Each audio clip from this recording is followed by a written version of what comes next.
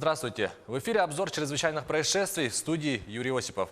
Начнем с происшествий в нашем регионе. В отношении 4 мужчин, напавших на сотрудников ЧОП в Ленске, возбудили уголовное дело. Напомню, их задержали на выезде из Ленска. Рано утром на пульт оператора частного охранного предприятия поступило сообщение о том, что в одном из кафе Ленска между посетителями происходит драка. По сигналу тревожной кнопки на место происшествия выехал наряд. В МВД сообщили, что после прибытия находящиеся в нетрезвом состоянии участники инцидента совершили нападение на сотрудников охраны и нанесли им телесные повреждения. Несмотря на предупредительные выстрелы, один из злоумышленников отобрал у охранника травматический пистолет и произвел в него 4 выстрела. Пользуясь его бессознательным состоянием, он похитил из его кобуры табельный пистолет с запасным магазином. Затем, сев в автомобиль, подозреваемые скрылись с места происшествия.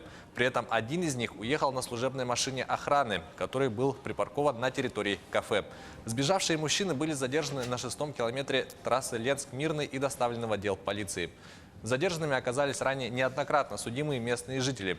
Похищенное оружие и все боеприпасы к нему изъяли, а в их отношении возбудили уголовные дела за хищение оружия, грабеж и угон. В Якутске полицейские раскрыли кражу портативного гаража. Преступление удалось раскрыть по горячим следам. Женщина на ночь оставила свою автомашину, прикрытую тентом, а утром обнаружила, что он украден, и сразу же обратилась в полицию. Подозреваемый – безработный 32-летний местный житель, который был ранее судим за пьяное вождение. Кража попала на камеру видеонаблюдения. Проходя мимо машины, мужчина останавливается, снимает одеяло и просто уходит. В его отношении возбудили уголовное дело.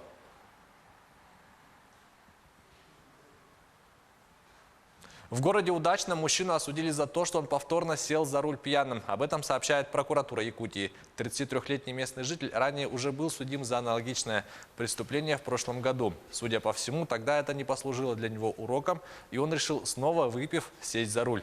Суд признал его виновным и на этот раз приговорил к году лишения свободы в колонии-поселении. Кроме того, его лишили права управлять транспортными средствами на 3 года. Перейдем к происшествиям в мире. Не менее 20 полицейских и боевиков наркокартелей убиты в результате перестрелок на севере Мексики в минувшие выходные. Есть жертвы среди мирных граждан. Общественность и политики внутри страны и внешние силы оказывают давление на президента Андреса Мануэля Лопеса Обрадора, чтобы добиться от него эффективных мер по обузданию насилия. Подробности в следующем материале рассказывает Сергей Берец. Настоящие уличные бои между подразделениями сил безопасности и боевиками наркокартелей вспыхнули в городе Вилла-Уньон на северо-востоке Мексики в минувшие выходные. По данным властей штата Коауила, расположенного на границе с Техасом, в ходе перестрелки в субботу полицейские застрелили 14 гангстеров. Ранее сообщалось о 17 убитых. Погибли 4 правоохранителей. Обнаружены также тела нескольких мирных граждан. Злоумышленники ворвались в город на пикапах и обстреляли мэрию и другие административные здания. Предполагается, что в нападении участвовали около 60 членов группировки «Картель дель Норесте», то есть «Картель Северо-Востока». Такая надпись видна на борту одной из подбитых машин. Боевые действия продолжались около 1,5 часов, чему стали свидетелями местные жители. Инцидент в Вилла-Уньон, расстрел семьи мормонов на северо-западе Мексики в начале ноября и другие акты насилия дают повод противникам президента Андреса Мануэля Лопеса Обрадора резко критиковать политику главы государства в сфере безопасности. Внешним проявлением этих настроений стала многотысячная воскресная демонстрация в Мехико.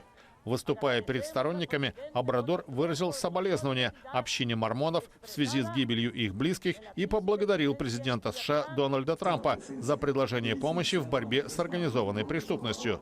Он добавил, что правительство выполнит свой долг по обеспечению безопасности, но не допустит иностранного вмешательства во внутренние дела. Война мексиканского правительства с картелями идет с переменным успехом не 1 десяток лет, и пока нет признаков ее скорого окончания. Это была рубрика «Чрезвычайные происшествия». Берегите себя и до встречи в эфире.